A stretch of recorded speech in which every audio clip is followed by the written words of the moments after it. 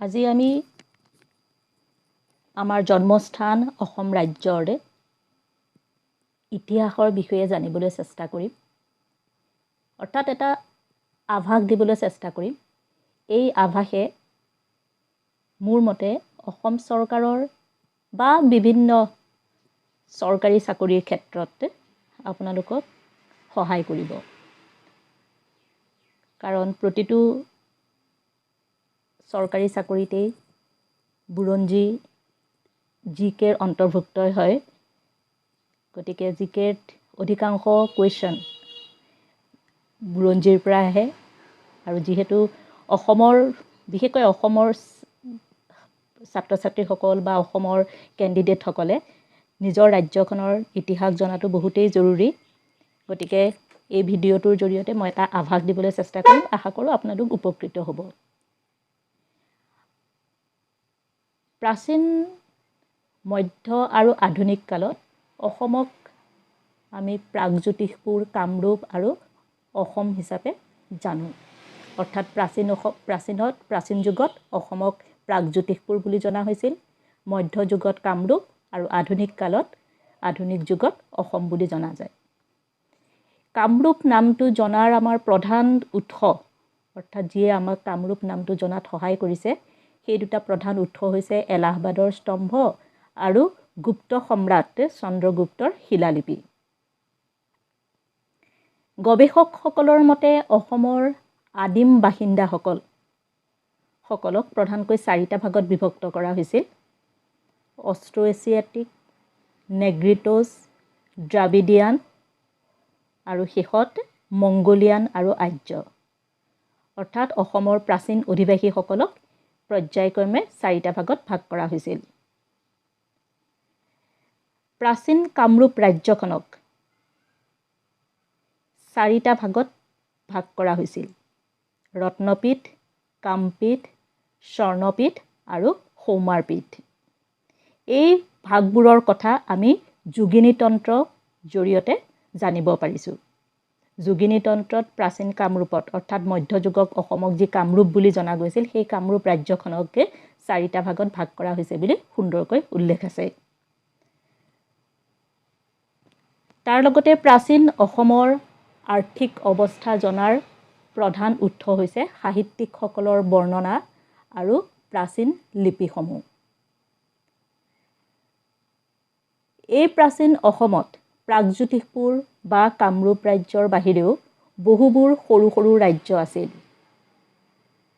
সেইখিনি সময়ত প্ৰাগজ্যোতিষপুৰ বা কামৰূপ, প্ৰাচীন যুগত প্ৰাগজ্যোতিষপুৰ বা মধ্যযুগত কামৰূপ বুলি জনাৰ লগতে তাৰ লগে লগে আকৌ অসমত সেইখিনি সময়তে সৰু সৰু বহু ৰাজ্য আছিল। সেই ৰাজ্যবিলাক প্ৰধানকৈ আছিল ডবকা, কাদালি, হিড়িম্বা, ত্ৰিপুৰা, মণিপুৰ ইত্যাদি। প্ৰাচীন অসমৰ গুৰুত্বপূৰ্ণ নগৰবোৰ আছিল হাৰুপেশ্বৰ, শ্ৰীদুৰ্জয়া, শোণিতপুৰ ইত্যাদি। অৰ্থাৎ যেনেধৰণৰ প্ৰশ্ন চৰকাৰী চাকৰি লিখিত পৰীক্ষাত আহে, তেনেধৰণেই মই আভাসটো দিবলৈ চেষ্টা কৰিছোঁ।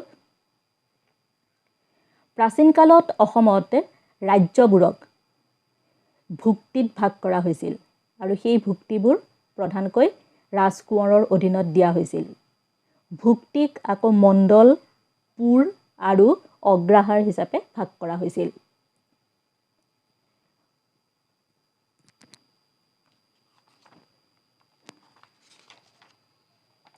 স্থানীয় প্ৰশাসনৰ কাৰণে পঞ্চায়ত আৰু গাঁওবোৰৰ কাৰণে গাঁওবুঢ়াৰ ব্যৱস্থা আছিল।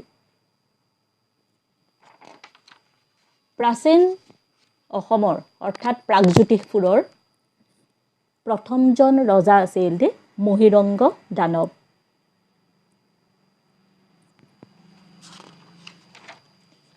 মহীৰংগ দানৱৰ উত্তৰাধিকাৰীসকল আছিল হতকাসুৰ, সম্বাৰসুৰ আৰু ৰত্নাসুৰ। তেওঁলোকৰেই বংশধৰ ঘটকাসুৰক নৰকাসুৰ নামৰ এজন নেতাই হত্যা কৰিছিল। According to Purans and Tantras, Narakasur ভূমিত জন্ম হৈছিল আৰু জনক নামৰ এজন ৰজাই তেওঁক তুলি তালি ডাঙৰ দীঘল কৰিছিল। গতিকে নৰকে প্ৰতিষ্ঠা কৰা ৰাজবংশটোক ভৌম বংশ নামে জনাজাত আৰু এই ভৌম বংশইতে প্ৰাচীন কামৰূপত ৰাজত্ব কৰিছিল। তেওঁ প্ৰাগজ্যোতিষপুৰত ৰাজধানী পাতিছিল। নৰকাসুৰৰ মৃত্যুৰ পিছত 19জনকৈ ৰজাই ক্ৰমান্বয়ে সেই ঠাইতে শাসন কৰিছিল। চুপাৰু আছিল এই ভৌম বংশৰ শেষৰজন ৰজা।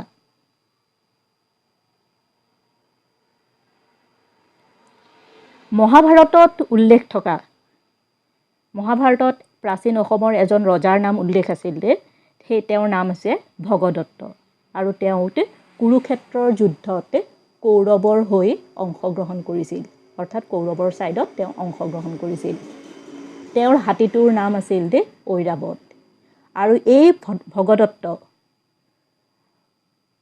আছিল নৰকাসুৰৰ পুত্ৰ। এতিয়া আমি প্ৰাচীন অসমক প্ৰাগজ্যোতিষপুৰ হিচাপে জনা যায় বুলি কৈছোঁ। এতিয়া আমি প্ৰাগজ্যোতিষপুৰৰ অৰ্থটো জানিব চেষ্টা কৰোঁ। প্ৰাগজ্যোতিষপুৰ অৰ্থ হৈছে প্ৰাগ মানে পূব দিশ আৰু জ্যোতিষপুৰ মানে তৰা বা জ্যোতিষ শাস্ত্ৰ, অৰ্থাৎ ভাৰতবৰ্ষৰ পূব দিশত অৱস্থিত জ্যোতিষ শাস্ত্ৰৰ কেন্দ্ৰই হৈছে প্ৰাগজ্যোতিষপুৰ।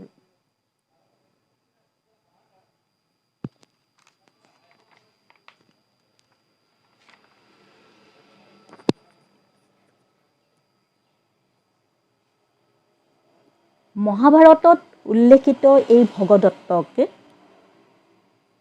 পৰ্বতপতি আৰু পূব সাগৰবাসী নামেৰেও জনা গৈছিল। অৰ্থাৎ এই ভগদত্তক মহাভাৰতত পৰ্বতপতি বুলিও কেতিয়াবা উল্লেখ কৰা হৈছে, আকৌ কেতিয়াবা পূৰ্ব সাগৰবাসী বুলিও উল্লেখ কৰা হৈছিল।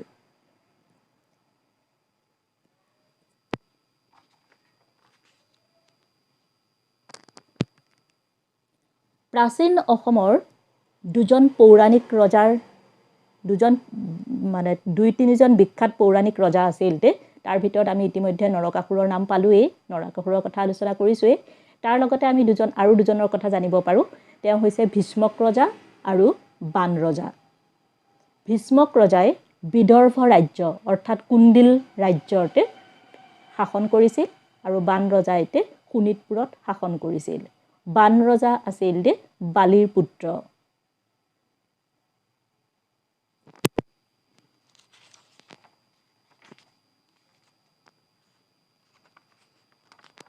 এই বান ৰজাই আছিল নৰকাসুৰৰ সমসাময়িক ৰজা, অৰ্থাৎ যিখিনি সময়ত নৰকাসুৰে কামৰূপ ৰাজ্যত ৰাজত্ব কৰি আছিল সেইখিনি সময়তে বান ৰজাই শোণিতপুৰত ৰাজত্ব কৰি আছিল।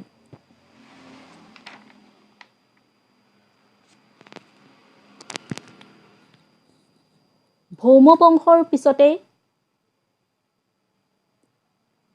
প্ৰাচীন অসমত বৰ্মন বংশই ৰাজত্ব কৰিছিল আৰু কোৱা হয় যে প্ৰথম ঐতিহাসিক ৰাজবংশটোৱেই হৈছে অসমৰ বৰ্মন বংশ। বৰ্মন বংশ প্ৰতিষ্ঠা কৰিছিল পুষ্য বৰ্মন নামৰ এজন লোকে আৰু এই বৰ্মন বংশৰ সৰ্বশ্ৰেষ্ঠ ৰজাজন আছিল ভাস্কৰ বৰ্মন। ভাস্কৰ বৰ্মনৰ সমসাময়িক বিখ্যাত ৰজাজন আছিল কৌনজৰ ৰজা হৰ্ষবৰ্ধন। এই ভাস্কৰ বৰ্মনকেই কৌনজৰ ৰজা হৰ্ষবৰ্ধনে কৌনজত অনুষ্ঠিত হোৱা ধৰ্মীয় সভাত অংশগ্ৰহণ কৰিবলৈ নিমন্ত্ৰণ কৰিছিল আৰু সেই নিমন্ত্ৰণতে কামৰূপৰ ৰজা ভাস্কৰ বৰ্মনে সাদৰে অংশগ্ৰহণ কৰিছিল। আৰু সেই ধৰ্মীয় সভাত অংশগ্ৰহণ কৰিবলৈ চীনা পৰিব্ৰাজক হিউৱেন চাঙো আহিছিল আৰু সেই ধৰ্মীয় সভাতে ভাস্কৰ বৰ্মনে চীনা পৰিব্ৰাজক হিউৱেন চাঙৰ লগত পৰিচয় ঘটিছিল আৰু তেওঁকে কামৰূপ ৰাজ্য ভ্ৰমণ কৰিবলৈ নিমন্ত্ৰণ কৰিছিল। আৰু সেই অনুসৰিয়েই চীনা পৰিব্ৰাজকজন, বিদেশী পৰিব্ৰাজকজন আমাৰ অসমলৈ কামৰূপ ৰাজ্য ভ্ৰমণ কৰিছিল আৰু কামৰূপ ৰাজ্য ভ্ৰমণ কৰি তেওঁ CUK নামৰ এটা টোকা লিখি থৈ গৈছে আৰু সেই টোকাটোৰ জৰিয়তে আমি কামৰূপৰ বিষয়ে, কামৰূপ ৰাজ্যৰ বিষয়ে, কামৰূপৰ ৰজাৰ বিষয়ে, অৰ্থাৎ সেইখিনি সময়তে অৰ্থনৈতিক, ৰাজনৈতিক, সামাজিক পৰিস্থিতিৰ বিষয়ে জানিব পাৰোঁ। এই বৰ্মন বংশৰ শেষৰজন ৰজা আছিল ভাস্কৰ বৰ্মন। অৰ্থাৎ বৰ্মন বংশৰ বিখ্যাত ৰজা ভাস্কৰ বৰ্মন অবিবাহিত আছিল, তেওঁ চিৰকুমাৰ আছিল। গতিকে তেওঁৰ মৃত্যুৰ লগে লগে বৰ্মন বংশৰ অন্ত পৰিছিল।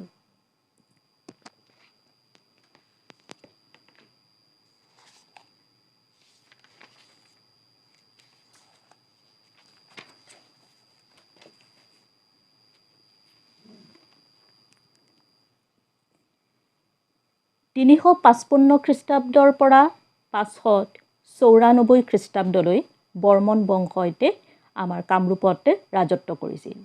এইটো এটা গুৰুত্বপূৰ্ণ অধ্যায় হয়, কাৰণ প্ৰথম ঐতিহাসিক ৰাজবংশ হিচাপে আমি এই বৰ্মন বংশৰ বিষয়ে বৰ্মন বংশৰ বিষয়ে আমি জানো। গতিকে এই বৰ্মন বংশটোতে অৰিহণা কামৰূপ ৰাজ্যত যথেষ্ট আছিল। পুষ্যবৰ্মনে প্ৰতিষ্ঠা কৰা পুষ্যবৰ্মনৰ মৃত্যুৰ পিছতে তেওঁৰ পুত্ৰ সমুদ্ৰ বৰ্মন ৰজা হয়। তেওঁ এজন শক্তিশালী ৰজা আছিল। পিতাকৰ দৰে অৰ্থাৎ পুষ্যবৰ্মনৰ দৰে সমুদ্ৰ বৰ্মনেও মহাৰাজাধিৰাজ উপাধি গ্ৰহণ কৰিছিল। তেওঁৰ শাসনকালতে গুপ্ত সম্ৰাটসকলৰ লগত অৰ্থাৎ সেইখিনি সময়ৰ এটা গুৰুত্বপূৰ্ণ ৰাজনৈতিক ৰাজবংশ গুপ্ত ৰাজবংশ, আৰু সেই সম্ৰাটৰ লগত সেই ৰাজবংশৰ লগত সমুদ্ৰ বৰ্মনৰ বৈবাহিক সম্বন্ধ স্থাপন হৈছিল। সমুদ্ৰ বৰ্মনৰ মৃত্যুৰ পিছত তেওঁৰ পুত্ৰ প্ৰথম বলবৰ্মন কামৰূপৰ ৰজা হৈছিল। তেওঁ মহাৰাজাধিৰাজ উপাধি গ্ৰহণ কৰিছিল। অৰ্থাৎ ইয়াৰ পৰা আমি এটা অনুমান কৰিব পাৰোঁ যে প্ৰথম বলবৰ্মনো সমুদ্ৰ বৰ্মনৰ দৰে শক্তিশালী আছিল। কিছুমান বুৰঞ্জীয়ে এটা আভাস দিয়ে যে তেওঁৰ দিনতে কামৰূপৰ জীয়াৰী অমৃতপ্ৰভাৰ কাশ্মীৰৰ ৰজা মেঘবাহনৰ লগত স্বয়ম্বৰ প্ৰথাৰে বিবাহ কাৰ্য সম্পন্ন হৈছিল। উল্লেখযোগ্য যে এই কামৰূপৰ জীয়াৰী অমৃতপ্ৰভাই পিতৃৰ নামত কাশ্মীৰত এটি বৌদ্ধ মন্দিৰ নিৰ্মাণ কৰাইছিল। অৰ্থাৎ ইয়ে আন এটা আভাসো দিছে আমাক যে সেইখিনি সময়ত কামৰূপত বৌদ্ধ ধৰ্মৰ প্ৰভাৱো নিশ্চয় পৰিছিল। প্ৰথম বলবৰ্মনৰ মৃত্যুৰ পিছতে তেওঁৰ পুত্ৰ কল্যাণ বৰ্মন ৰজা হয়। প্ৰজাসাধাৰণৰ কল্যাণৰ কাৰণে তেওঁ নিজকে আত্মনিয়োগ কৰিছিল বাবেই তেওঁকে কল্যাণ বৰ্মন নামেও পৰিচিত। এইদৰে এজনৰ পিছত এজনকৈ কেইবাজনো ৰজাই বৰ্মন বংশত শাসন কৰিছিল। ৪৫০ খ্ৰীষ্টাব্দৰ পৰা ৪৮৫ খ্ৰীষ্টাব্দলৈ বৰ্মন বংশত ৰাজত্ব কৰা ৰজাজনৰ নাম আছিল মহেন্দ্ৰ বৰ্মন। ডুব্ৰি তাম্ৰলিপিৰ পৰা জনা যায় যে মহেন্দ্ৰ বৰ্মনে শত্ৰু নিধন কৰিছিল আৰু সাগৰ পৰ্যন্ত বিস্তৃত অঞ্চলত নিজৰ অধিকাৰ সাব্যস্ত কৰিছিল। এই সময়খিনিৰ পৰাই গুপ্ত ৰাজশক্তিৰ ক্ৰমান্বয়ে অৱনতি ঘটিছিল আৰু বংগদেশৰ বহু অঞ্চলত তেওঁলোকৰ পূৰ্বৰ আধিপত্য যি শক্তি আছিল সেয়া যথেষ্ট লোপ পাইছিল। গতিকে স্কন্দগুপ্ত গুপ্ত সাম্ৰাজ্যৰ দুৰ্বল ৰজা স্কন্দগুপ্ত আৰু পুৰুগুপ্তৰ সময়ত পশ্চিম ফালে হোৱা হুণবিলাকৰ আক্ৰমণৰ সুবিধা লৈ গুপ্ত সাম্ৰাজ্যৰ দুৰ্বলতাৰ সুযোগ লৈ বাহিৰা শত্ৰু অৰ্থাৎ হুণবিলাকে সেই ৰাজ্য আক্ৰমণ কৰিছিল আৰু ইয়াৰ ৰাজনৈতিক সুবিধা লৈয়ে কামৰূপ ৰাজ্যৰ বৰ্মন বংশৰ ৰজা মহেন্দ্ৰ বৰ্মনে দক্ষিণ পশ্চিমে সাগৰ পৰ্যন্ত এই বহুল অঞ্চলতে অধিকাৰ কৰি লৈছিল। নিজৰ সাম্ৰাজ্যৰ আধিপত্য বিস্তাৰ কৰিছিল। অৱশ্যে মহেন্দ্ৰ বৰ্মনৰ এই অধিকাৰ স্থায়ী হোৱা নাছিল। কাৰণ বুদ্ধগুপ্তৰ সময়ত গুপ্ত সাম্ৰাজ্যই আকৌ হেৰুৱা অঞ্চলবিলাক ঘূৰাই পাইছিল।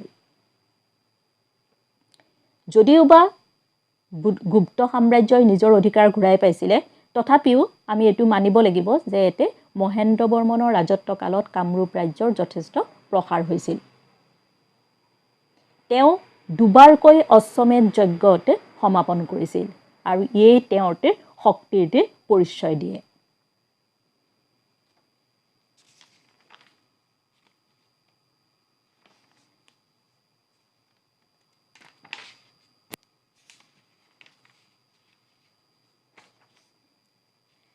ইতিমধ্যে আমি আলোচনা কৰি কৈছোৱেই যে বৰ্মন বংশৰ শক্তিশালী ৰজাজন আছিল, অৰ্থাৎ বিখ্যাত ৰজাজন আছিল ভাস্কৰ বৰ্মন। 594 খ্ৰীষ্টাব্দত প্ৰাগজ্যোতিষ কামৰূপত সুপ্ৰতিষ্ঠিত বৰ্মনৰ মৃত্যুৰ পিছত ভাস্কৰ বৰ্মন ৰজা হয়।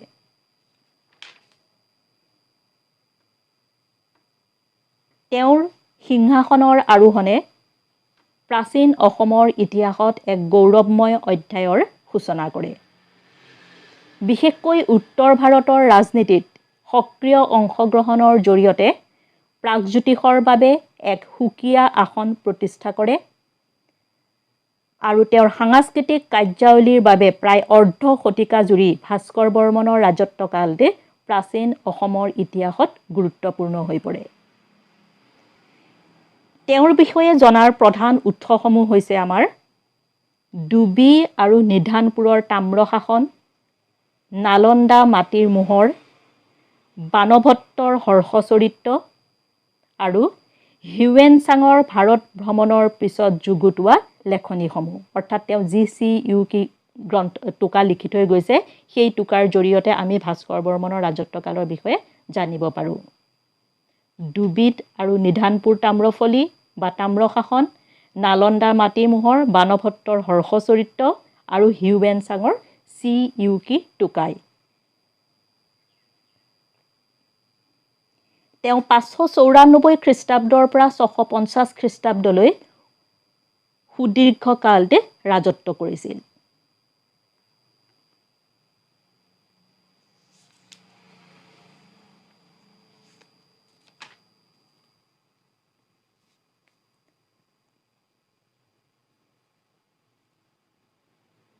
ভাস্কৰ বৰ্মনৰ সমসাময়িক ৰজাজন আছিল হৰ্ষবৰ্ধন।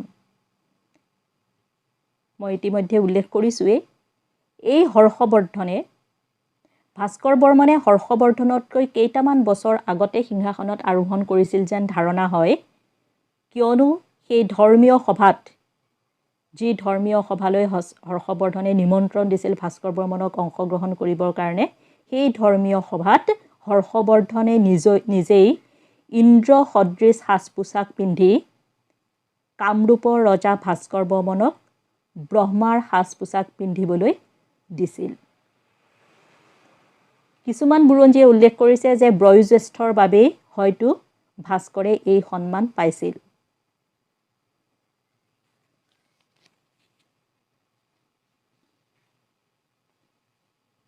হৰ্ষবৰ্ধনৰ মৃত্যুৰ পিছত কৌনজৰ সিংহাসন বলপূৰ্বকভাৱে অধিকাৰ কৰা হৰ্ষবৰ্ধনৰ মন্ত্ৰী অৰ্জুনক দমন কৰিবলৈ ৱাং হিউৱেন-চি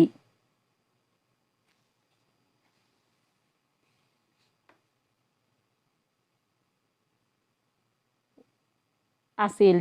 হিউৱেন-চাং ভাৰতৰ পৰা ঘূৰি যোৱাৰ পিছত চীনৰ সম্ৰাটে কৌনজলৈ পঠিওৱা ৰাষ্ট্ৰদূত আৰু পূৰ্বে হৰ্ষই বৌদ্ধসকলক সন্মান দেখুওৱাৰ দৰে নতুনকৈ শাসন দখল কৰা মন্ত্ৰী অৰ্জুনে সন্মান নেদেখুৱাত ক্ষুব্ধ হৈ ৱাং হিউৱেন-চিয়ে অৰ্জুনক সিংহাসনচ্যুত কৰিব বিচাৰিছিল আৰু এই ৰাজনৈতিক কাৰ্যটোত কামৰূপৰ ৰজা ভাস্কৰ বৰ্মনে সহায় কৰিছিল।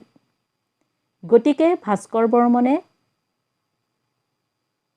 650 খ্ৰীষ্টাব্দলৈ ৰাজত্ব কৰিছিল বুলি নিশ্চিতভাৱে ক'ব পাৰি।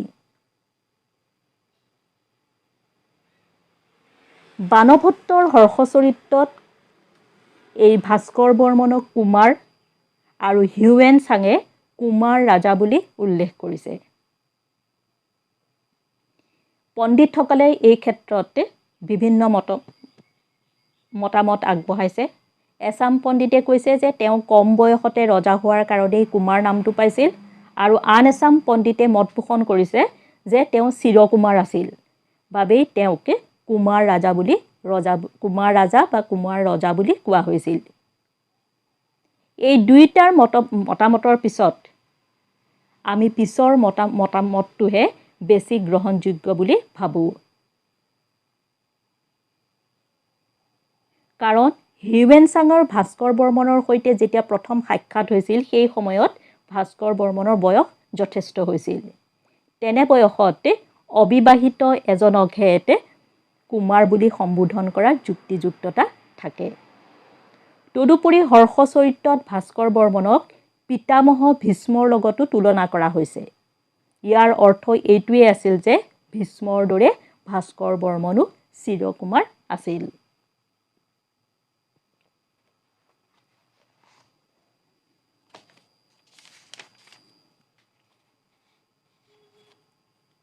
অৰ্থাৎ চিৰকুমাৰ ভাস্কৰ বৰ্মনৰ মৃত্যুৰ পিছতে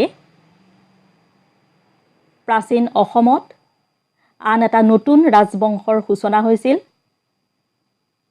আৰু সেই নতুন ৰাজবংশটোৰ নাম হৈছিল শালস্তম্ভ বংশ।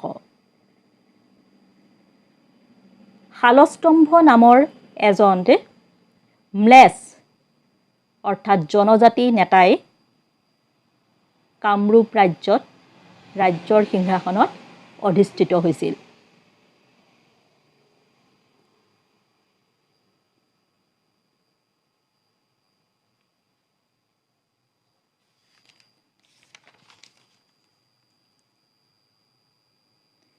শালস্তম্ভ, বিজয়, পালক, কুমাৰ, বজ্ৰদেৱ, শ্ৰীহৰ্ষ, বলবৰ্মন দ্বিতীয়, শালম্ভ, অৰথি, শ্ৰীহৰ্ষবৰ্মন, শ্ৰীহজ্জৰ বৰ্মন, বনমাল বৰ্মন, জয়মাল, বলবৰ্মন তৃতীয়, ত্যাগসিংহ এইকেইজন আছিল এই শালস্তম্ভ বংশৰ ৰজা।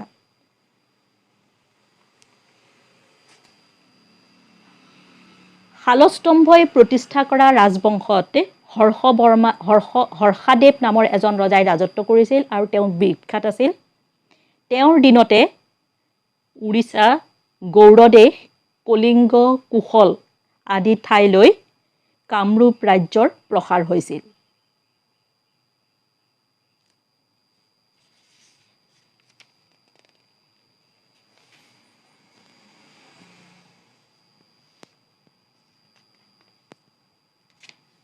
ৰত্নপালৰ বৰগাঁও তামৰ লিপিত শালস্তম্ভ বংশৰ এই ৰজাসকলক আৰু হজ্জৰ বৰ্মনৰ হয়ুনথাল তাম্ৰলিপিত শালস্তম্ভৰ ৰজাসকলক বাঘৰ দৰে শক্তিশালী বুলি আখ্যা দিয়া হৈছে। তেওঁলোকক শালখুটাৰ দৰে শক্তিশালী বুলিও কোৱা হৈছে। শালখুটাৰ দৰে শক্তিশালী বুলি কোৱাৰ বাবেই এই বংশটোক কিছুমান বুৰঞ্জীবিদে ক'ব খোজে যে শালস্তম্ভ বুলি কোৱা হয়, অৰ্থাৎ শালখুটাৰ দৰে শক্তিশালী। শালস্তম্ভ বংশৰ এজন শক্তিশালী ৰজা শ্ৰীহৰ্ষ তেওঁৰ কন্যা ৰাজ্যমতীক নেপালৰ ৰজা দ্বিতীয় জয়দেৱলৈ বিয়া দিছিল, আৰু এই কথা আমি পশুপতি লিপিৰ পৰা জানিব পাৰিছোঁ।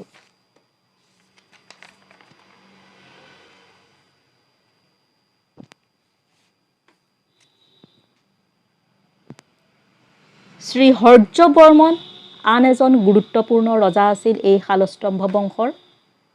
তেওঁ